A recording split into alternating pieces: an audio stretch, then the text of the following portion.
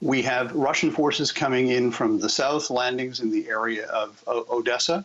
We have Russian forces that are pushing out from the contested eastern districts, the oblasts, or for want of a better description, the provinces that where the proxy war with Ukraine has been going on for the last 7 years.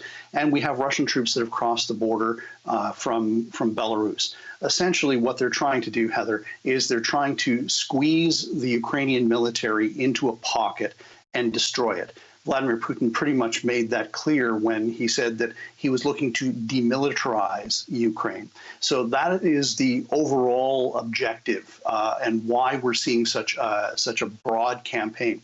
There has been a lot of debate among military strategists about what the objective was going to be, because Russia has assembled approximately 190,000 troops, which is, in the view of many Western military analysts, not a large enough force to take over the entire country, let alone hold it for an extended period of time. So it appears, at least from the initial statements and the initial actions, that Russia is intending to try and at least squeeze the Ukrainian military into a pocket east of the Dnieper River. Now, the Dnieper River, it bisects Ukraine, and so this is where the thought is that that they're going to be fighting a lot of the major engagements. The idea in doing this is to blind Ukraine's military leaders and civilian leaders to the actions that the ground forces are taking. And there are three key cities that we should be watching over the next couple of days. The first one is Kharkov in the north. The other one is Mariupol, which is in the south and very close to the area where the proxy war has been going on. And Odessa is the other. It's the major port city. It is the major economic lifeline for Ukraine. And those areas have many Russian speakers. And it has been a part of Vladimir Putin's propaganda that he's looking to unite Russian speakers.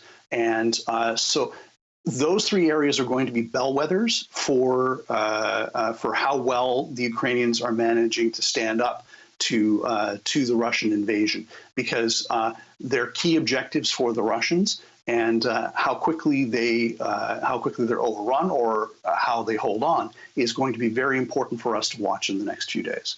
I have a question about Russia's defense and how capable it is at defending itself in the face of what you've just laid out so clearly, Murray.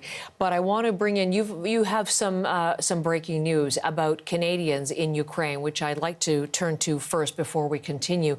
We know that the Canadian embassy in Kyiv was moved to Lviv. And what is the breaking news that you have now, Murray? Yes, what we can confirm is that the Canadian embassy has packed up its operations in Lviv, and the ambassador and all of the staff that were remaining are now safely across the border in Poland. This happened today. It happened mostly because of the fact that there has been reports of Russian troops coming across the border in Belarus, and that is further west, and that could very well threaten western parts of Ukraine. And we can confirm from now several sources that the embassy has packed up and left. The Canadian military training mission, which had been in Ukraine, packed up and went several days ago. So the embassy, when it relocated from Kyiv to Lviv, had been there to provide consular services to Canadians. And for the last several days, the Canadian government has been very clear that if there are any Canadians that are in Ukraine, they need to get out immediately.